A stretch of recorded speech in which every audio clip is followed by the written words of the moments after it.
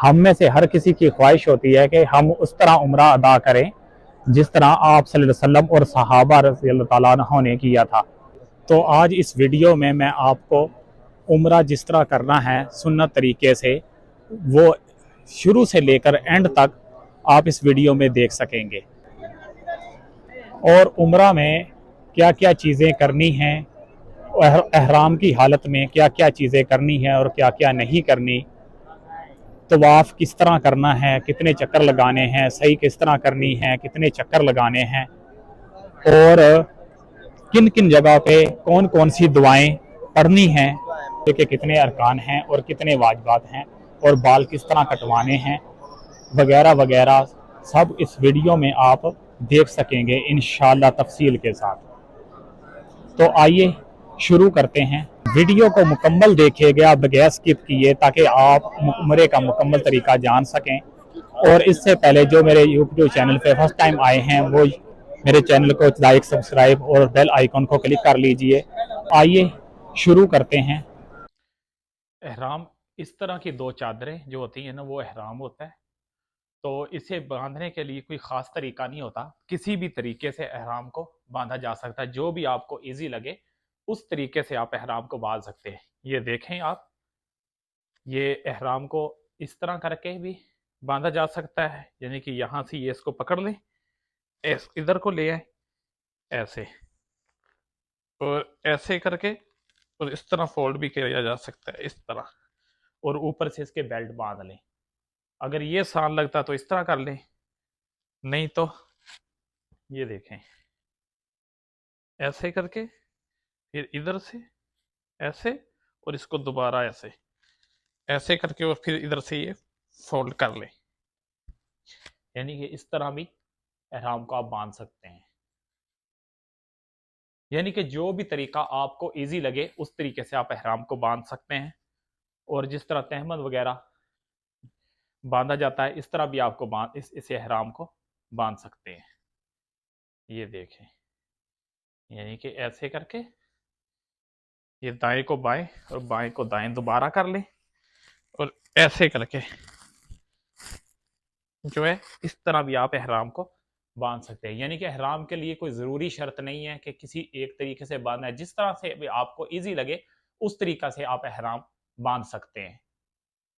और इस तरह का एक बेल्ट जो है वो आप ले लें, और इसमें अपने डॉक्यूमेंट वगैरह और ज़रूरी जो चीज़ें हैं वो इसमें डाल लें, और इसे जो है फिर इस तरह करके अच्छे से जो है ना इसे वो बंद कर लें, ताकि एहराम जो है ना वो नीचे ना आए और आपकी चीज़ें भी आपके पास महफूज रहें। इस तरह से ये देखें, इस तरह से ये बेल्ट लगा लें। अस्सलामुअलैकुम वरहमतुल्लाहि वबरकातुहू। मैं हूँ तहसीन उमर मक्कातुल मुकर्रमा से। तो आज इस वीडियो में आप सब लोग जान सकेंगे कि उम्रा सुन्नत तरीके से किस तरह किया जाता है। और मैं एहराम बांध के घर से आ गया था, और मैं इस वक्त मौजूद हूँ मस्जिद जराना मिकात में। ये मस्जिद जराना मिकात है, और ये यहाँ पे वाशरूम है जहाँ से लोग एहराम बांधते हैं और उम्रा की नीयत करते हैं। मेरे बहुत से दोस्तों ने कहा था कि तहसीन भाई, उम्रा के मुतल्लक डिटेल में एक वीडियो बनाएं कि उम्रा किस तरह अदा किया जाता है। क्योंकि फ़र्स्ट टाइम जो भी उम्रा करते हैं, बाज़ लोग वो बहुत सी गलतियां करते हैं कि जब वो उम्रा कर रहे होते हैं तो बाज़ दफ़ा वो तवाफ़ के चक्कर तो साथ लगा लेते हैं, लेकिन सही का चक्कर लगाने भूल जाते हैं, यानी कि सफ़ा मरवा के चक्कर लगाने भूल जाते हैं। और बाज़ दफ़ा सफ़ा मरवा के 7 के बजाय 14 चक्कर लगा देते हैं। और जब ये 14 चक्कर लगाने के बाद, और बाज़ दफ़ा ये भी गलती करते हैं कि जो है ना बाल कटाने यानी हलक करवाना ही भूल जाते हैं और एहराम को खोल देते हैं। तो जब भी हम उम्रा का इरादा करते हैं और उम्रा के लिए एहराम बांधते हैं, तो उम्रा के लिए नियत करना होती है, जो कि हम इस तरह करते हैं, लब्बैक अल्लाहुम्मा उम्रा। और अगर इस तरह नहीं कह सकते तो इस तरह कह लें कि ए अल्लाह, मैं उम्रा की नीयत के साथ हाज़िर हूँ।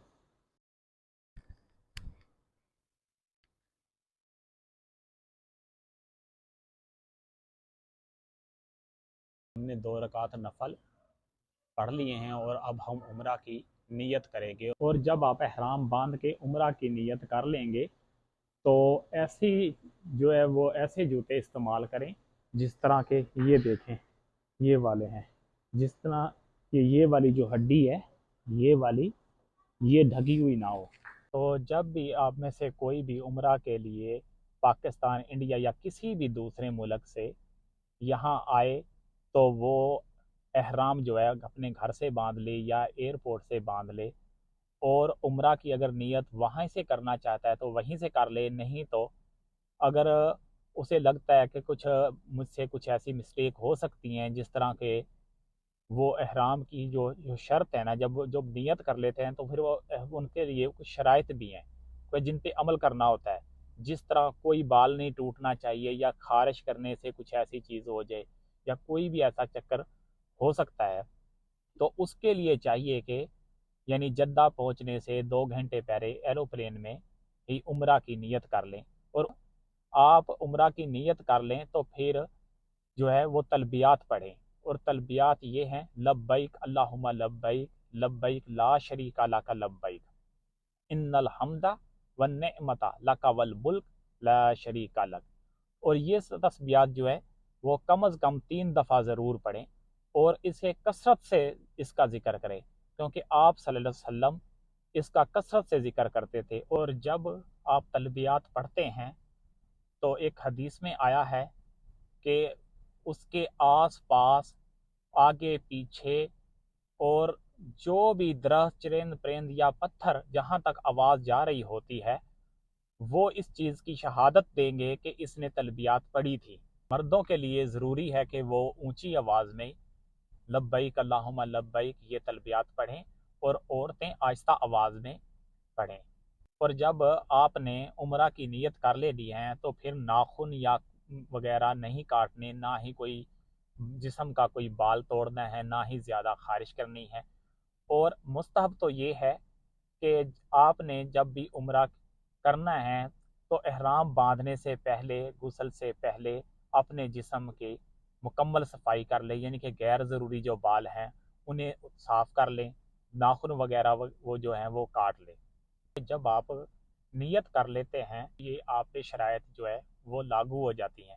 اس سے پہلے آپ کنگھی بھی کر سکتے ہیں، یعنی کہ نیت سے پہلے آپ کنگھی بھی کر سکتے ہیں، بال بھی کاٹ سکتے ہیں، یعنی کچھ بھی کر سکتے ہیں. اور نیت کے بعد آپ 2 رکعت نفل نماز پڑھ لیں. اگر نہیں بھی پڑھتے تو اس میں کوئی جو ہے وہ حرج نہیں ہے کہ اس پہ عمرے پہ کوئی اثر نہیں پڑے گا، کیونکہ اس کا نام ہی نفل 2 رکعت نفل ہے.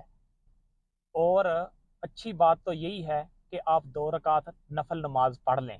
اگر آپ نے 2 رکعت نفل نماز نہیں پڑھی ہے اور یا عصر کا ٹائم ہو گیا اور آپ عمرہ کے لیے جا رہے ہیں یا زوال کا ٹائم ہے، تو آپ حرم میں جا کے کسی بھی ٹائم یہ 2 رکعت نفل جو ہے وہ پڑھ سکتے ہیں. یہ ضروری نہیں ہے کہ پہلے پڑھیں، کیونکہ جو عصر کے بعد کا ٹائم ہے مغرب تک، اس میں کوئی نفلی جو ہے وہ نماز نہیں ہے. تو اس لیے آپ عمرہ کرنے کے بعد بھی یہ 2 رکعت نفل جو ہے وہ پڑھ سکتے ہیں. آپ حرم میں داخل نہ ہو جائیں، کثرت سے یہ تلبیات جو ہے پڑھنی ہے. لبیک اللہم لبیک. ایک خاص بات، جب آپ نے عمرہ کے لیے احرام باندھنا ہے تو ان 2 چادروں کے علاوہ کوئی بھی چیز آپ نے نہیں جو استعمال کرنی، یعنی کہ کوئی بنیان نہیں پہننی، نہ ہی کوئی انڈر ویئر پہننا ہے. اور عورتوں کے لیے کوئی خاص جو ہے احرام نہیں ہے، یعنی کہ ان کے لباس ہی جو ہے وہی احرام ہے. اور انہوں نے سوکس نہیں پہننی اور دستانے نہیں پہننے، اور جو ہے یہ والا جو فیس ہے یہ جو ہے وہ نہیں جو ہے اس کو نقاب نہیں کرنا، یعنی کہ وہ چھپانا نہیں ہے. اور اگر کسی نے کو یہ کہ وہ چاہتا ہے کہ میں پردہ کروں تو پھر یہاں سے ایک کیپ ملتی ہے کہ وہ کیپ یہاں سے اس کا ہیڈ بنا ہوتا ہے اور اس کے اوپر سے اس طرح جو ہے نا وہ پردہ آ جاتا ہے. تو یعنی کہ اصل بات یہ ہے کہ جو ہے نا کپڑا جو ہے نا وہ اس فیس پہ نا وہ لگنا نہیں چاہیے. لبیک اللہم لبیک، لبیک لا شریک لک لبیک، ان الحمد والنعمت لک والملک لا شریک لک.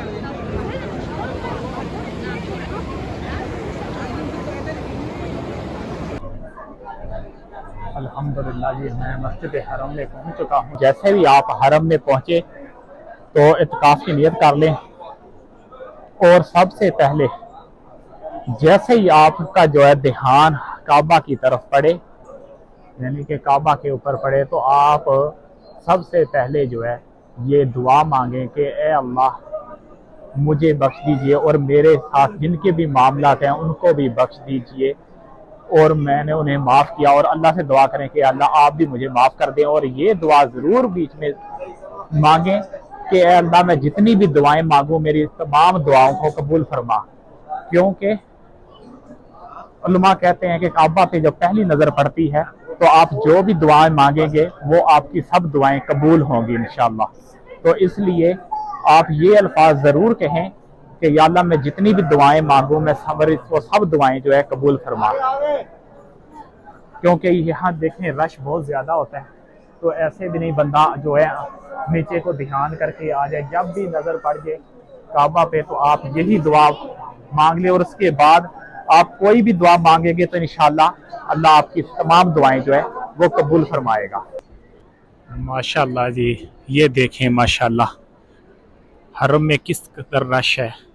تو جب آپ حجر اسود کے پاس پہنچے گے تو احرام کو اس طرح سے، یعنی کہ یہ جو دایاں بازو ہے اسے نکال لینا ہے باہر احرام سے اس طرح سے، اور طواف جو ہے وہ حجر اسود سے شروع کرنا ہے۔ عمرہ کے جو ہے نا 3 ارکان ہیں، ایک نیت اور احرام، دوسرا سعی اور طواف اور سعی، اور تیسرا جو ہے حلق۔ تو پہلا جو ارکان ہے وہ ہم کر چکے ہیں۔ تو جب آپ نے حجر اسود سے طواف شروع کرنا ہے تو اس کے لیے ضروری ہے کہ آپ کا باوضو ہونا، اور اگر کسی بھی چکر میں آپ کا وضو ٹوٹ گیا تو وہ چکر آپ نے کمپلیٹ نہیں کرنا، وہ دوبارہ سے وضو کر کے، یعنی کہ جس بھی چکر میں دوسرے تیسرے پانچویں میں جس بھی چکر میں آپ کا وضو ٹوٹ گیا، وضو کر کے دوبارہ وہ والا چکر جو ہے دوبارہ سے حجر اسود سے شروع کرنا ہے، اور پھر اس طرح سے طواف جو ہے وہ کمپلیٹ کرنا ہے۔ تو چلتے ہیں حجر اسود کی طرف اور طواف جو ہے شروع کرتے ہیں، اور میں آپ کو دکھاتا ہوں کہ کیسے جو ہے حجر اسود سے طواف شروع کرنا ہے۔ اور یہ رش بہت زیادہ ہے، اور آپ یہ دیکھیں یہ جو گرین والی لائٹ ہے یہ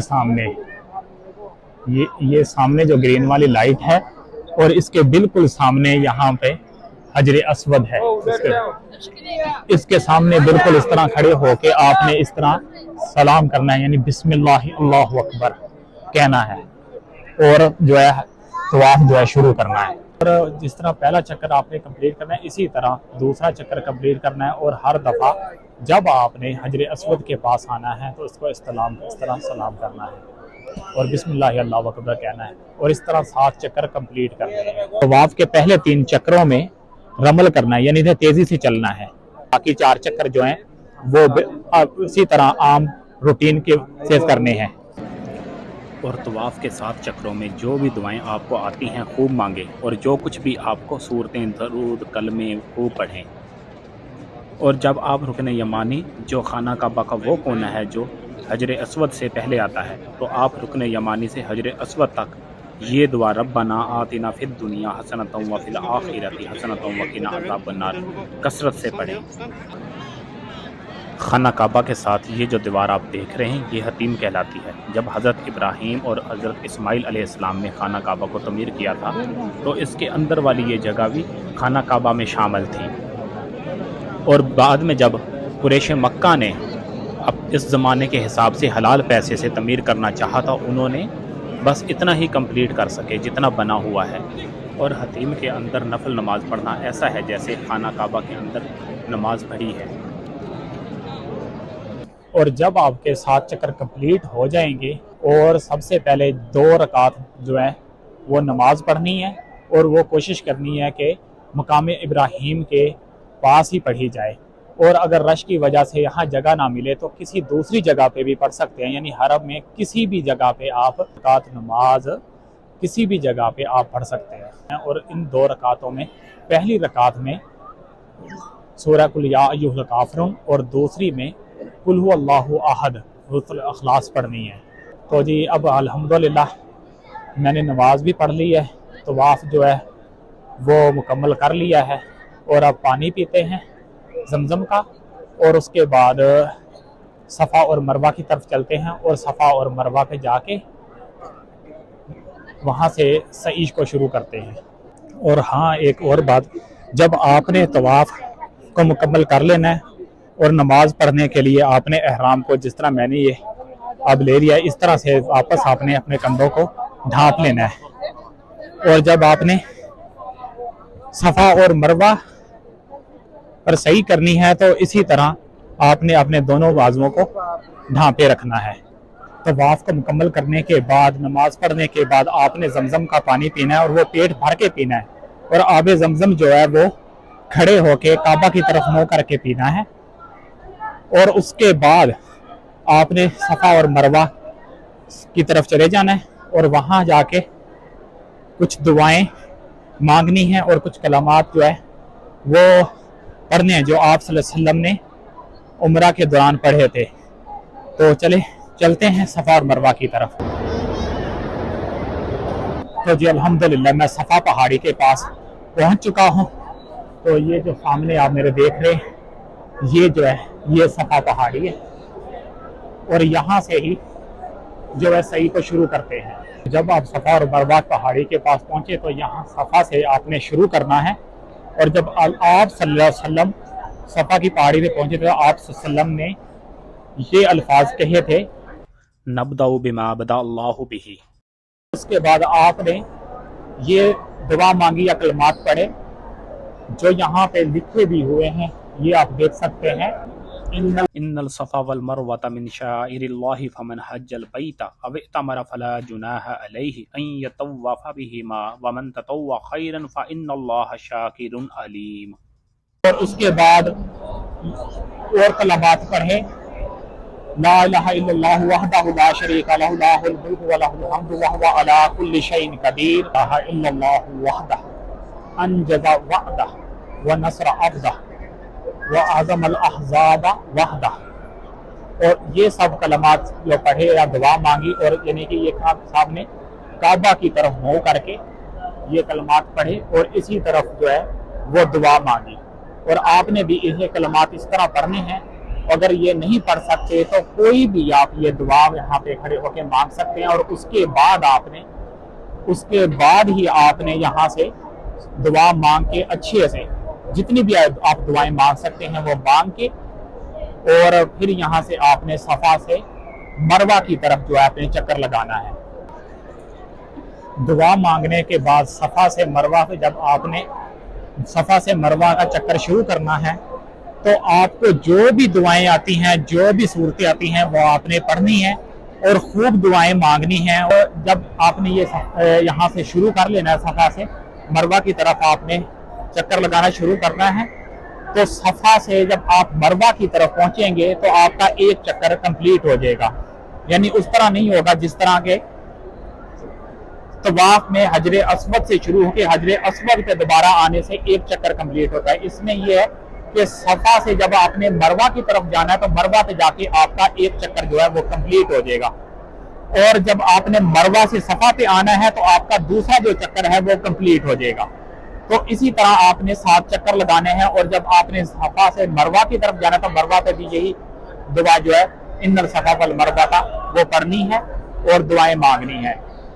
اور یہاں سے جب آپ نے جانا ہے تو یہ راستے میں آگے سے گرین جو لائٹیں آئیں گی، یہاں پہ آپ نے ذرا تیزی سے چلنا ہے، اور اگر رش زیادہ ہو تو پھر یہ نہیں کہ کسی کو دھکے دے کے نہیں گزرنا ہے، یعنی آپ آہستہ سے بھی چل سکتے ہیں۔ اور عورتوں کے لیے یہ بات ضروری نہیں ہے کہ وہ یہاں سے بھاگ کے گزریں یا تیز گزریں، وہ بالکل اپنے روٹین وائی جس طرح چلتے ہیں آرام سے وہ جائیں۔ یہ جی اب میں صفا سے مروہ کے پاس پہنچ گیا ہوں، جو مروہ پہاڑی ہے وہاں پہ پہنچ گیا ہوں۔ یہ دیکھیں، یہ سامنے جو ہے یہ مروہ پہاڑی ہے، یہ جو آپ کو سامنے نظر آ رہی ہے، اور اس طرف جو ہے وہ صفا ہے۔ تو یعنی میں صفا سے مروہ پہ آیا ہوں، اور یہاں پہ ایک چکر جو ہے وہ کمپلیٹ ہو گیا ہے۔ اور یہاں پہ بھی دیکھیں، یہاں پہ وہ آئے لکھی ہوئی ہے ان الصفا والمروہ من شعائر اللہ، یہ دیکھ سکتے ہیں آپ۔ اور جب آپ کے 7 چکر کمپلیٹ ہو جائیں، مروہ پہ آ کے آپ کے 7 چکر کمپلیٹ ہونے، تو خوب جو ہے دل سے دعائیں مانگیں اور اللہ کو راضی کر لیں، اور اتنی دعائیں مانگیں کہ اللہ آپ سے راضی ہو جائے، اور خلوص نیت کے ساتھ جو بھی دعا مانگی جائے گی اللہ تعالیٰ انشاءاللہ اس کو قبول فرماتے ہیں۔ تو یہاں پہ جی بھر کے دعائیں مانگیں، اور اگر کسی کی کوئی نماز رہ گئی ہے تو وہ یہاں پہ پڑھ لیں، اور اس کے علاوہ کوئی یہاں پہ کوئی 2 رکعت نماز نہیں ہے جو آپ نے پڑھنی ہے۔ تو اس کے بعد آپ نے جو آخری ہے، یعنی کہ یہ تو آپ کی صحیح والا چکر صفا مروہ وہ بھی مکمل ہو گیا، اور اس کے بعد آپ نے جب بھی آپ نے حرم سے باہر نکلنا ہے تو سب سے پہلے جو ہے وہ آپ نے یعنی کہ اس طرح سے ٹنڈ کروانی ہے یا بال کٹوانے ہیں۔ تو اللہ کے رسول صلی اللہ علیہ وسلم نے ان کے لیے جنہوں نے اس طرح سے بال جو ہے وہ ٹنڈ کروائی، تو اللہ کے رسول صلی اللہ علیہ وسلم نے ان کے لیے 3 دفعہ دعا فرمائی، اللہم مغفر لی محلقین، اللہم مغفر لی محلقین، اللہم مغفر لی محلقین۔ اور جنہوں نے سارے سر کے بال تھوڑے تھوڑے کٹوائے ان کے لیے 1 دفعہ دعا فرمائی، اللہم مغفر لی مقصرین۔ اور عورتوں کے لیے جو ہے وہ سارے بال اس طرح پکڑ کے پیچھے سے اور 1 انچ جو ہے وہ کاٹنا ضروری ہے، اور اس کے بعد آپ جو ہے احرام کھول سکتے ہیں۔ اس سے پہلے آپ نے احرام جو ہے وہ نہیں کھولنا ہے۔ میری اللہ تعالیٰ سے دعا ہے کہ اللہ تعالیٰ آپ سب کو عمرہ کی توفیق عطا فرمائے، اور یہاں پہ تمام زیارتوں کی توفیق عطا فرمائے، اور مسجد نبوی رسول صلی اللہ علیہ وسلم کے روزہ رسول پہ حاضری دینے کی توفیق عطا فرمائے۔ اللہ تعالیٰ سے دعا ہے کہ اللہ تعالیٰ میرے اس عمرے کو قبول فرمائے۔ جب بھی عمرہ پہ آئیں تو عمرہ کے متعلق مکمل ڈیٹیل اپنے قریبی علماء سے یا کتابوں سے جو ہے مکمل انفارمیشن لے کے اور ادھر آئیں، یعنی کہ سب کچھ سیکھ کے آئیں، تاکہ آپ کو عبادت میں مزہ آئے اور اللہ کو آپ راضی کر کے یہاں سے جائیں۔ امید کرتا ہوں کہ آپ کو یہ ویڈیو پسند آئی ہوگی۔ آپ کو میری یہ ویڈیو پسند آئی ہے تو کمنٹس میں اپنی رائے کا اظہار ضرور کیجئے گا۔ تو ملتے ہیں ایک نئی انفارمیٹک ویڈیو کے ساتھ ایک نئے ولاگ میں، تب تک کے لیے اللہ حافظ۔